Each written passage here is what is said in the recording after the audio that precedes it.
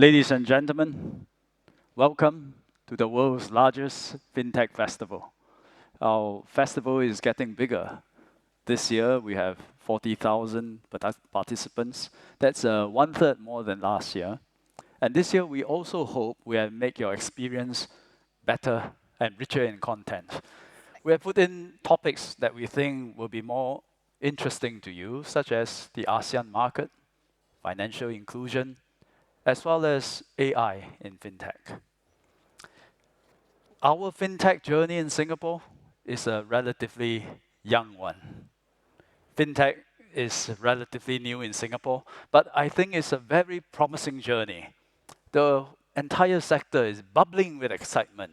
People are coming together, ideas are hatched, companies are formed, jobs are created, solutions are found to solve real problems. And the entire FinTech festival that we are here today epitomizes what is happening. So let me share the stories of 3 FinTech firms in Singapore. The first one is called MTech. It is in the business of foreign exchange, helping companies pay as well as collect money from their partners from overseas, as well as manage their FX risk. Second company, Silent8. It is using AI to fight financial crime, and it is working with several global financial institutions, or FIs. The third, Thin Margin. As the name implies, its margin is quite thin, but I hope volume is quite big. But it is changing the concept of money changing to give clients better rates, greater convenience. Let's take a look at what the founders have to say. Something that was memorable for both of us, it's really, I think maybe opening a bank account. That was a tough process. In fact, we approached 19 banks, to get this running. So what happened is, during the last year FinTech Festival, we actually approached one of the senior management person from one of the banks about our agenda, how our business model is proven to be much safer than the existing money changers. From that, we sent out the email and we have a follow-up meeting with the rest of the team, and that's how we eventually managed to open a bank account. We went to a valley of death. We ran out of cash for 8 months. Nobody gets paid. So that's kind of our low point. But at the same time, that's also the point where we actually strengthened our resolve. The team members really got close to each other. And having a Singapore brand name as a FinTech Center of Excellence out there, it definitely helped us to connect with many of our potential partners, clients, and also investors that's out there. I was so surprised that we actually got an award. But come on, we won. Suddenly someone said, and now the award goes to Silent. And it was like, what? Signing big contracts, closing deals? Nope, that's not happened. But when we got this award, then we went crazy. So it's been 2 years since we last joined a proper salary from a day job. Of course, the stability is gone, but you get more excitement, you get more growth, and you get bigger dreams. For us, it's really about creating something and bring value to people. It's a job satisfaction that you cannot really get out of a full-time career.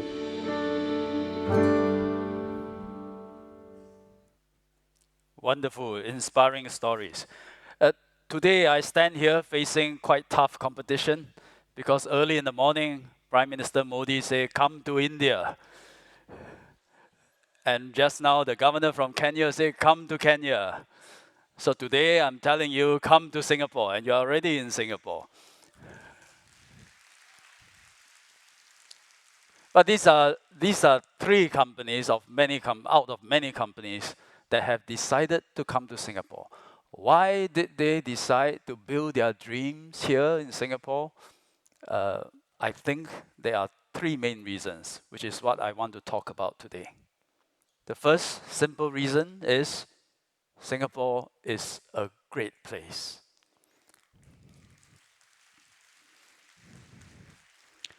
Singapore is not a place just for crazy rich Asians. People from every country, not just Asians, are here in Singapore. You don't have to be rich. You can lead a fairly comfortable and affordable life here. You can be slightly crazy in Singapore, but to be utterly crazy is not very recommended in Singapore. but it is a city for everybody. But the way to think about Singapore, the best way, is to think about us geographically. We are at the crossroads of the world. The westernmost fringe of the Indian Ocean, the easternmost fringe of the Pacific Ocean. So this is where the sea lines of communications converge, the air links converge, and we are a node in this convergence. And this is how Singapore thinks, and this shapes who we are. Here in Singapore, it's safe. You can go out late at night and it's safe. And things work, whether it is transport, healthcare, public education, everything works well. Even if it doesn't work well, we will fix it. Rule of law is taken very seriously here, and we also take our security very seriously. So much so that when President Donald Trump and Chairman Kim Jong-un, they need to solve a problem, they decide to look for a place to have a meeting, they chose Singapore. We were volunteered. We have a diverse culture, and you can see that in our food, our art, our entertainment, our people. People from different religions, different backgrounds, different cultures, they come to Singapore, they live comfortably, safely, respect each other. Every minority have its own space to practice their religion and their culture, and at the same time respecting each other and respecting the common space that we have as Singaporeans. So much so that we all decided early years in our independence that we shall all use English as our main mode of working communications. We also understand that this city is all we got, so we have to cherish it. We are one of probably 2 rare cities in the world where you find a nature reserve in the middle of the city. The other, I think, is Rio de Janeiro. And if you take a walk in the nature reserves of Singapore, if you have time, you'll see more varieties of flora and fauna than the entire Europe or North America combined. We reclaim land to make part of the sea into a reservoir about 1/6 the size of Singapore. And over time, the salt water become fresh water, and it provides us with water for our sufficiency. We turn all our rubbish into dust by burning them, and we place them in the sea, and we created an artificial island, Pulau Semakau. And today, it is not an island of rubbish, it is an island of greenery, of flora and fauna as well. But most important, this is a great place to start a business. We are a node in Southeast Asia, a significant market, 650 million people, a rising middle class, a fairly high mobile and internet penetration rate with a lot more headroom to grow. So there's plenty of growth opportunity in the ASEAN market. And Singapore, we are a great springboard into this market. Why? Because there are 3,000 financial institutions already in Singapore. Every major local bank is already in Singapore. And these FIs, they may be traditional banks, maybe traditional financial institutions, but they are also FinTech players. They want to collaborate with fellow FinTech players, with startups. They want to be our customers, they want to be our partners. So take, for example, the 3 examples I surfaced just now. Silent8 and MDEC all did well in Singapore because they started off working with traditional financial institutions and established FIs. And there's also a supportive industry around FinTech. Angel investors, venture capitalists, private equity, IT companies, managing consultants, headhunters, you name it. There's a whole ecosystem around the FinTech industry. But besides being a springboard to ASEAN, we are also a springboard to the whole world. We have been busy forging free trade agreements for 20 years. And this was before we have trade wars and uncertainties about the multilateral trading system. Because we know, as a small country, we need trade to survive. And trade politics can be fickle. So Singapore always makes sure we have access to all our main markets. So today, who do we have FTAs with? Within the region, ASEAN, slightly the bigger Asia region, India, China, Japan, South Korea, Australia, New Zealand, further afield, the US, Canada, Mexico under the TPP, and soon EU once the FTA is ratified. So MAS too has been developing connections through a network of 25 FinTech cooperation agreements with countries like US, UK, many of our ASEAN countries. Through these agreements, you can better enter these markets because you will get regulatory support. And it will be easier for you to navigate the regulatory system in these countries. And if you so decide to come to Singapore, you may think this is a small space, but within this small space, we plan our city well. And so there will be space for you to operate. We have set aside 100,000 square feet in a FinTech hub in the middle of our city on Robinson Road, and to ensure that you have the physical space to operate. And every of our universities have incubator space, and they will welcome you as well. So that's the first reason. Singapore is a great place. The second reason, which is flashed on screen, we are open to ideas. Our whole existence as a city-state boils down to that attitude that we are prepared to experiment, we are open to ideas, we try solutions others may not have tried before. And this is how we build up our armed forces, ensure water sufficiency, control traffic congestion, forge racial harmony, provide public housing to all our people. And we learn from others, build upon them, and try all these solutions. If it fails, we try again. So experimentation is in our blood, which is also why big tech companies are doing interesting things in Singapore. Google, for example, is working on its next billion users project in Singapore. Alibaba has many research centers in China, but when it decided to have its first research center outside of China, it built two. One in the US, Silicon Valley, and the next is in Singapore, with a university here called NTU, Nanyang Technological University. Grab has its global innovation hub at our other university, the NUS.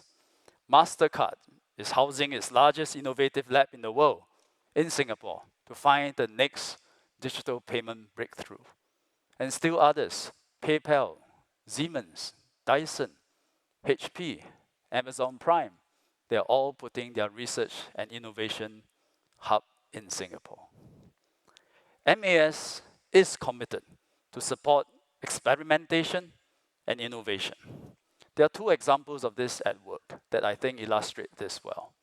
Number one, MAS is encouraging our FIs to use RegTech, using technology to help our FIs overcome those regulatory pains. And one of the regulatory pains is submitting reports and providing data to the regulator. So last year, MAS, led by Mr. Ravi Menon, he announced that we will transform the way we collect data from FIs. Data must be machine readable, and in time, we want zero duplication of data requests. And we are setting aside $35 million to help smaller banks and insurers make use of RegTech, and details will be announced soon, in the coming months. Number two is a long-standing regulatory philosophy that we believe in ex post supervision as opposed to ex ante regulation. That means that when a new idea comes about, we want to try our best to say, start first. And rather than ex ante prevent you from starting, we say you start first, but ex post, after you start, we'll observe and we'll regulate and we see how to optimize the regulation. One good example of this is the regulatory sandbox. This is where many of you are familiar. The regulations are suspended and allow firms to test their ideas with real customers in a fixed period of time. And this is a good learning experience, both for the FinTech company as well as MAS. Some people have complained the sandbox maybe is too hard to get in. So we will push this idea further and this approach further. So today, we will launch a public consultation exercise to seek the industry's view on the creation of a new sub-scheme called the Sandbox Express. what it means is it will make it easier to get into the sandbox. 21 days, that will be our target for a new fintech firm to get into the sandbox. And these will be for activities where the risks are low or very well understood by the market as well as the regulators, and we can relax the system and allow tests and experiment to happen more quickly. But something that maybe even that is not good enough, and they prefer something more laissez-faire, totally wild, wild west. But Singapore, we are not that kind of regime, and that's why we regulate, because there are many, in the urban environment, there are various concerns. We regulate to harmonize those concerns, but it also means that whatever works in Singapore, most likely it can work in most other urban environment, if not all urban environment. And the Adobe mark in Singapore, that it works here, has credibility all over the world. It's just like food manufacturing. Whatever is produced in Singapore, you bring it to the rest of the world, all the food authorities in the world will say this is safe because they trust the Singapore regulation standards. We did not go the way of certain laissez-faire regime where it is wild, wild west and you can start an idea and just run wild with it.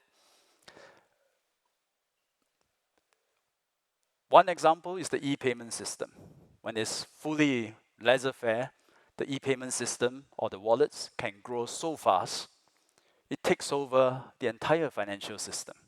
It bypasses the traditional financial services, and although it's convenient, it gives rise to prudential concerns. And they are closed-loop systems, which means different wallets don't talk to each other, they are not interoperable, and over time, that actually stifles competition.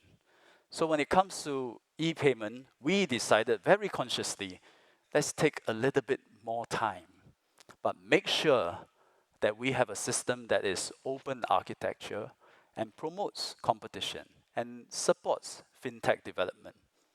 So e-payment in Singapore is rather unique. First, it works like any other e-payment system in the world. You can pay each other using your mobile phone, using each other's mobile phone numbers or ID numbers. But what is different is this. In the back end, we ride on the national infrastructure, an interbank transfer infrastructure that we call FAST. So all e-payment rides on that infrastructure. Then we open up that infrastructure for non-banks to participate as well. On the front end, we have a common QR code, regardless of payment modes, regardless of wallets. It is the first of its kind in the world. Everybody uses the same QR code. So therefore, one e-payment system with one backbone, one QR code, but many players in between. We took some time to get this architecture right because payment is fundamental. We will use payments, we all use payments, and we use it in every sector of the economy. We have to get this right. And by ensuring that we have an open architecture and interoperability, we encourage competition and over time encourage innovation. Therefore, laissez-faire does not equal innovation in our context. The third reason why Singapore is we believe in skills and talent. To innovate, create new jobs in an area like fintech, we need a broad range of talent. Because fintech is neither all fin or all tech. It's not all fin because take for example, AI for security in financial institutions, you can apply it in a variety of sectors. E-payment function is fintech, but it rides on and it serves many other services, from games to retail to social networking to entertainment. We all use e-payment, regardless of what industry we are in. It is not all fin, it is also not all tech, because this industry do not just need techies and computer programmers. We need all kinds of people. People who know how to raise funds, people who can market, people who can manage people, people who are psychologists, artists, designers, anthropologists. We need a whole talent ecosystem.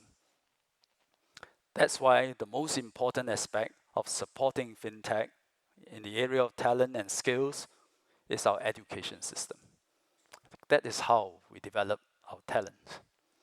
Education today in Singapore, and I'm Minister for Education as well, can no longer be about rote learning, didactic teaching, and acing of examinations. The most important function of education today is to nurture that joy and curiosity to learn in all our children. Because how else are you going to keep learning your whole life to keep up with technology and keep up with all the advancement of knowledge and skills? You need to have that passion and that hunger to equip you for your whole life. Fortunately, since 1997, we have been moving education to an inquiry-based approach. An inquiry-based approach, you are required to work in teams. You are given some basics, but after that, you work in teams, you are hands-on, you're solving real problems, and that approach is more likely to spur an inner curiosity and motivation in our children to learn. Recently, we removed, for every 4 examinations, we remove 1. And with that, we free up time so that schools and teachers have more time to go through their curriculum to implement inquiry-based learning and more hands-on applied learning to nurture the interest and the joy of learning. We don't believe in forcing all our young to learn coding, because if you are so young in primary school and you learn coding, there's a good chance, in fact, I think it's guaranteed, that by the time they enter the workforce, that language is outdated. But instead, we focus on the fundamentals for our young children. What are the fundamentals? Values, literacy, and numeracy. So in math, our focus is problem solving that exercises the young in their computational, analytical, and logical thinking. I thought today I'll show you a typical math problem that a 12-year-old in Singapore have to solve. Edwin has $190 less than Mary, and after Edwin spent $20, the amount he has left was $512 of Mary's money. How much money did Mary have? I think some of you are starting to write a program to solve this. But our children, they are required to think and visualize the problem to start with. So this is the model answer. So you draw a bar that represents how much Edwin have, and 1 bar to represent how much Mary have, and the gap between the two is $190. And after Edwin spent $20, which is the orange portion, he had 512. He had 5 units left, and Mary has 12 units.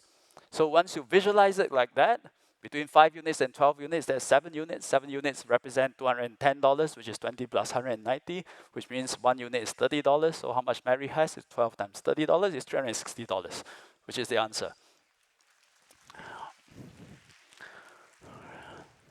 I remember my P6 math. The question sounds difficult, but all our children, they are taught how to visualize a problem, break it down, decompose it, solve it step by step like an algorithm. This, I think, is the fundamental skills that they need to have. And all of Singapore students are taught this. This is an open source curriculum. Any country can copy this, and they have. Many countries have adopted our mathematical teaching methods. They improve upon it, and we in turn learn from them. That is an open source architecture. And our students have done well. They come in first in all 4 domains of the International PISA test back in 2015. For 15-year-olds, number 1 in math, science, reading, and collaborative problem solving. And that is for schools. In higher education, it is transforming as well. Today, 90%, over 90% of our students progress to post-secondary education in vocational institutes, in our polytechnics, in our universities. In some universities, computational thinking, digital literacy, quantitative reasoning have become compulsory modules. So if you are a history major, too bad, you got to learn all this. You are studying music, too bad, you got to learn all this. Because in every field in future, you have to learn these basic skills. And the entire curriculum is changing. A lot less lectures, a lot less tutorials, but a lot more projects, prototyping, internships, overseas exposures, community immersion, even entrepreneurial stints. So education is now more of an experience, less of just an education. Hackathons are getting popular. 5 of our polytechnics, they launched an API hackathon earlier this year. 130 students developed various FinTech prototypes, the best of which are exhibited outside today. So go check it out. Tomorrow, Prime Minister Modi and I, we will witness the unveiling of the winners of a Singapore-India hackathon. This was an idea by PM Modi. So because of that, we are seeing interesting FinTech startups spinning off from our universities. Let me give 2 examples. One, Zilliqa.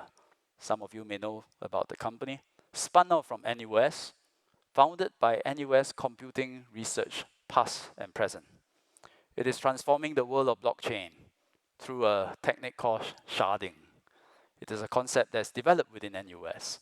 So sharding divides a blockchain network into shards so that it can process transactions in parallel at the same time. That way, they can enhance scalability and enhance energy efficiency in cryptocurrency mining. So they have surpassed $1 billion in their market cap back in May this year. Another company is Funding Societies, co-founded in 2015 by an NUS alumni. Today, it is the leading peer-to-peer financing platform in Southeast Asia. Raised $285 million through crowdfunding, and in 2018, voted and listed on KPMG's FinTech 100 list. Our young will no doubt be prepared well, but we are also upgrading all our adult workers through a nationwide movement we call SkillsFuture. Our universities, they are transforming themselves, not just as education institutions for the young, but for everyone. They are transforming themselves to be lifelong learning institutes. So NUS now say, you don't enroll into NUS for 4 years to get your degree. You enroll in NUS for 20 years. Because after you graduate, I want you to keep coming back and top up your knowledge and learn new skills. So therefore, total training hours for adults delivery have increased drastically. 2013, 5 years ago, it was about 26 million training hours. Now it's 41 million training hours. And a large part of the increase is driven by tech training, including data analytics, cybersecurity, software development, agile software development, and many more. And we are even going to the community, teaching IT illiterate citizens how to use digital tools. This will not make them tech experts, but they will not be fearful of digital technology. They will use it to improve their lives. And so we are retooling an entire working population to support our economic transformation. Just a final point on talent and skills. A small country like us, we have a small population. We will not have enough expertise in many areas of specializations. Hence, we believe we have to complement our local talent with foreign expertise. Grow our own timber, but also welcome experts around the world. And if there is a capability we do not possess, we welcome international experts come here, teach in our polytechnics, teach in our universities, so that more of us can share that knowledge and those skills. And that way, we can better grow businesses, open up more opportunities here, create jobs. In summary, 3 answers to the question, why Singapore? Number 1, Singapore is a great place. Number 2, we keep an open mind to ideas. And number 3, we believe in skills and talent. That makes us a living lab. This is where you get things to work in a complex, sophisticated, well-regulated, but business-friendly environment. If it works here, it works everywhere else in the world. So I hope I can convince you on that. But if you're not convinced, it's okay. I hope you enjoy your stay in Singapore. Take a look at our airport, try flying at SIA, and eat some durians. Have a good afternoon. Thank you.